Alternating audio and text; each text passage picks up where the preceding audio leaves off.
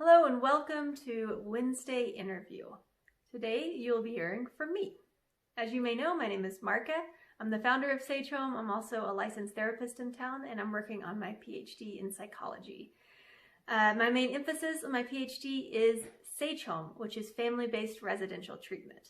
One of the key tenets of Sage Home is fostering healthy family attachments, and that's what we're going to dive into today. What is attachment and how do we foster healthy attachments? So first off, what is attachment? Attachment is how a child or a baby adapts to their environment, adapts to their caretaker. Bonding is how a caregiver bonds with their child. And those are two very different things because really when it comes to attachment, there's no choice but for a baby to adapt. That's all they can do. And when it comes to bonding, there's all sorts of ways that we can teach a parent how to bond and how to be safe and how to interact with their child. So today we're really going to put the emphasis on attachment. So first off, we're going to dive into what attachment looks like. And researchers have kind of divided different attachment styles into 4 categories. And the first category, the optimal attachment pattern, is secure attachment. And what secure attachment looks like in a child is when a baby has a need and calls their need out into the world. In secure attachment, their caregiver responds to their need and is looking back at them. So when they look out into the world, there's a face that's happy that they're there and they're willing to kind of tune in and meet the baby's needs.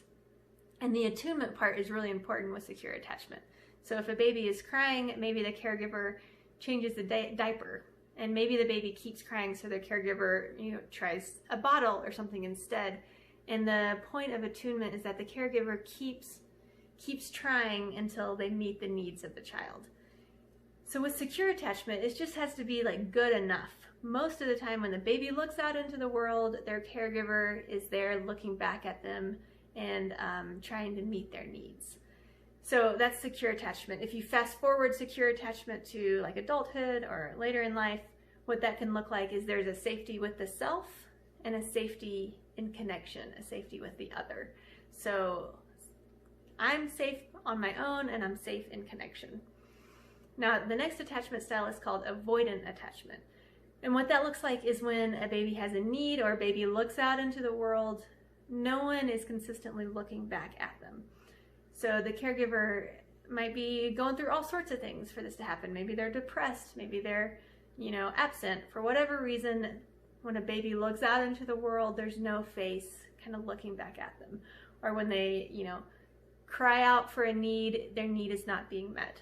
So how a baby adapts is that they turn back in on themselves and they have like a sense of, I'm safe with myself, but I'm not safe in connection. Connection is not, it's not doing anything for me. I can meet my needs myself. So fast forward that to adulthood or later in life, there's this sense of I have to rely on myself to get my needs met, and it's not safe to look out into the world to have them met. So that's avoidant attachment.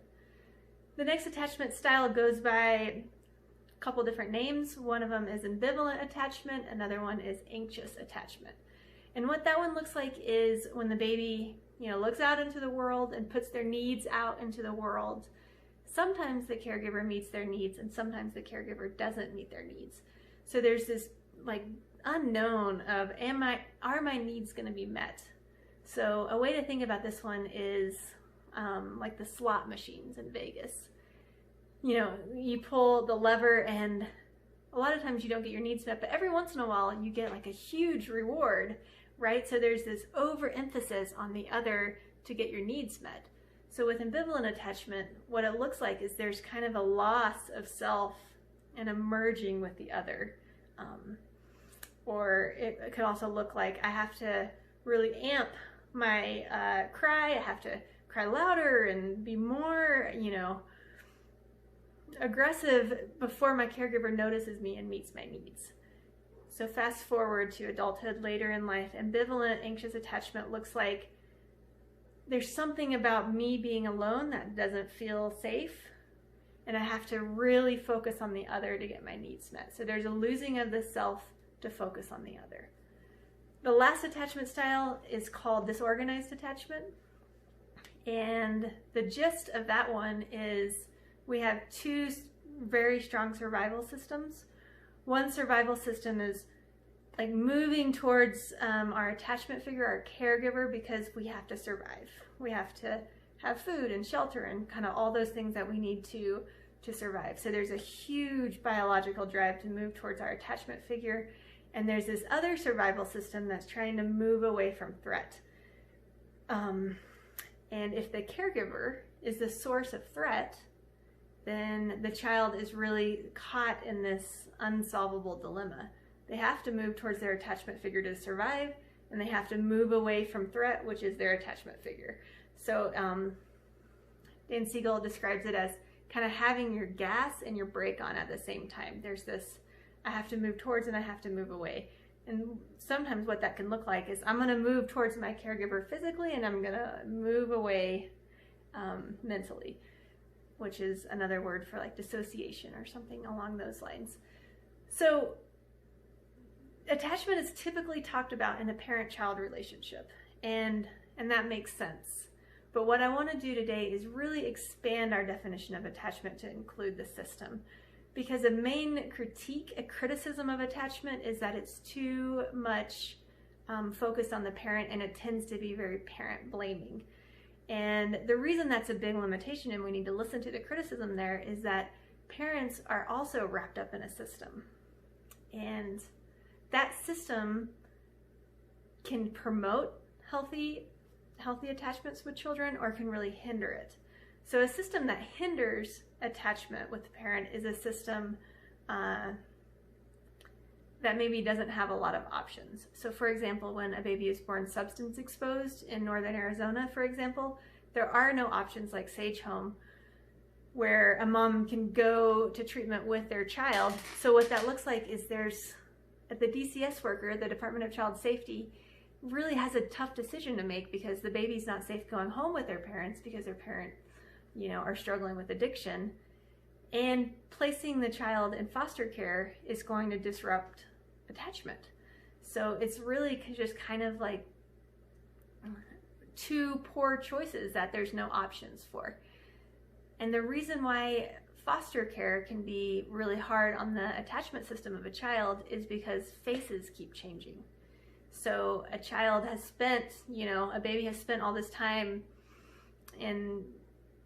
inside their mother, and they're born expecting a certain environment. They're born kind of knowing the smell of their mom, kind of orienting to their mom. Even eyesight in a baby is limited from breast to face. So the face is a massive, important part of an attachment system. So really, what happens when child removal happens is that the faces in a child's life keep moving and changing, and their attachment system doesn't have anywhere to land. It's like, hitting a moving target, and that can really, really damper a secure, healthy attachment. And on the parent end, it also is really difficult because, after a woman has a child, has a baby, all of their hormones are kind of moving towards bonding and moving towards connecting. They have chemicals just rushing through their body, encouraging connection and bonding. And the same with, the dad or other caretakers. There's this sense of like, I want to bond with this child. And if that child's not there to bond with, then it really, it starts to interrupt that bonding cycle. So, keeping the child safe at the cost of disrupting the attachment system and disrupting the bonding is really a high cost. And that's kind of the function of what we want to be about at Sage Home, is that we want to provide an option where we can foster healthy attachments. We can promote attachment by keeping baby with mom, keeping that face consistent, and teaching mom and dad and grandparents how to be a safe, secure base for their child.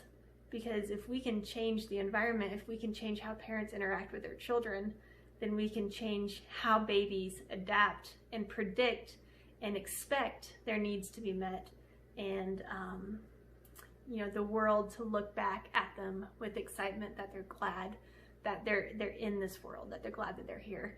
So, there's a lot of hope. There's a ton of hope. We know that we can foster healthy family attachments by pouring into parents and teaching them how to be safe and connect consistently and predictably with their kids. We know that we can do that. We also know that people that struggle with addiction can recover. These two things are true. So if we can have a system where, parents can be taught to be safe and consistent with their kids and recover from addiction, then we have a whole generation of kids that don't have to go through the attachment disruptions that often come with entering foster care or group homes or institutionalized care, all of that stuff. And that's our aim with Sage Home. So this is just the tip of the iceberg. This is just getting a kind of a taste of what attachments are and why they're important. And I hope that you keep tuning in because we have some exciting interviews to come in the future.